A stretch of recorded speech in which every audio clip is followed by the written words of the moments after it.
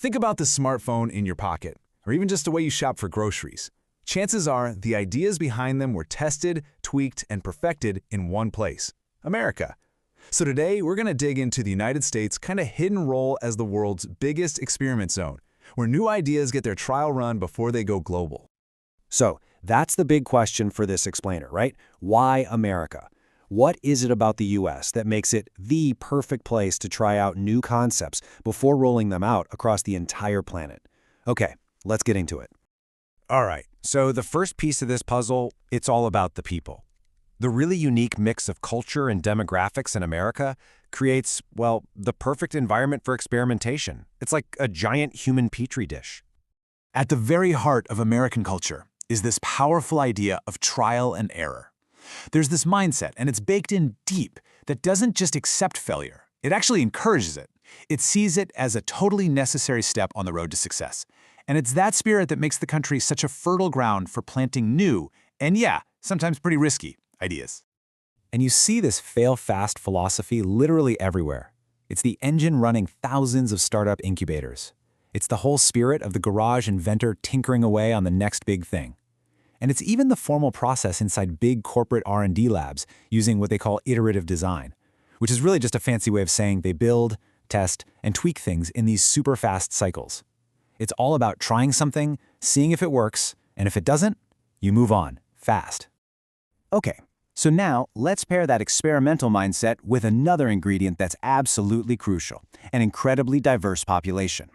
I mean, with people from just about every culture, ethnicity, and background you can imagine, all living within its borders, the US basically becomes this huge real-time laboratory for any new idea. And this, right here, this is the core advantage.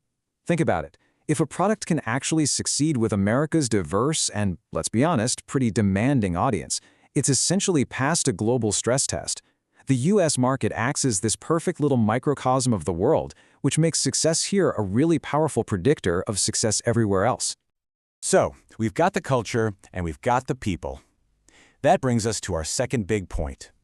The US as a tangible, real-world proving ground, where all these theoretical ideas get built, tested, and fine-tuned out in the wild. Just look at self-driving cars. For years now, cities in places like Arizona and California have been live testing zones. We're talking about autonomous vehicles navigating actual city streets with real traffic and real pedestrians long before most of the world was even thinking about using them on a large scale. It's the exact same story with drone delivery. Companies first started trying these services out in specific American suburbs and more rural areas. They were working out all the super complex logistics, airspace, how to drop off packages, and just public acceptance, all in a controlled but still very real-world setting. And this isn't just about physical stuff. This goes for our digital infrastructure too. The newest tech, like 5G networks and all the new AI tools we're seeing, often get rolled out and really stress-tested across the American market first. That lets companies iron out all the bugs before they attempt a huge global deployment. This isn't just about single products either. This timeline shows how entire business models that completely reshaped global commerce were born and perfected in America. Take the supermarket. It had to figure out how to cater to a huge range of cultural tastes and diets all under one roof. Then later, e-commerce had to solve the puzzle of serving a population spread out over vast distances. Each one of these models was tested and proven on American consumers before it became a standard all over the world. This brings us to our final section, how all this testing actually translates into a global strategy.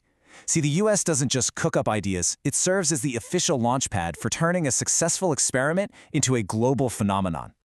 And this experimental approach isn't just for consumer products. America is constantly trying out new social and educational models, everything from charter schools to different approaches in the justice system. Now, the outcomes are often fiercely debated, and the results are pretty mixed. These aren't simple product tests. These are high-stakes experiments in how society itself functions. But while some ideas definitely fail, others, like the whole community college system, eventually become really influential models for other countries. So this all leads to a very specific business strategy that big global companies use all the time, often called the US regional rollout. It's a totally deliberate plan. Launch a product in just a few American cities, see what happens, and then use that data to decide if it's actually ready for the world stage. And this playbook is incredibly common. Seriously, whether it's a new fast food burger, a new car model, or a new feature on an app, the steps are pretty much the same. Test it in a place that's known to be a good sample market, like Columbus, Ohio. Gather all that fast, diverse feedback we talked about, refine everything, the product, the marketing based on what you learn, and only then do you commit the massive amount of resources you need for a global launch. The whole point is to take the risk out of innovation. So, as we start to wrap this up, it's pretty clear that this whole identity as a testing ground, it isn't just some quirky fact. It's one of America's greatest, and maybe one of its most overlooked economic and cultural strengths. It's this entire cycle, you know? The freedom for an idea to even be born in the first place, the space for it to be shaped, the resilience to be corrected after it fails, and ultimately, the power to be transformed into a global standard. That really defines America's sort of hidden role in modern innovation. And that really just leaves us with a final thought. In a world that's changing faster than ever, this massive ongoing experiment just keeps going. Which kind of makes you wonder, right? What's going to be the next big idea, the next piece of tech, or the next business model to come out of this unique global laboratory?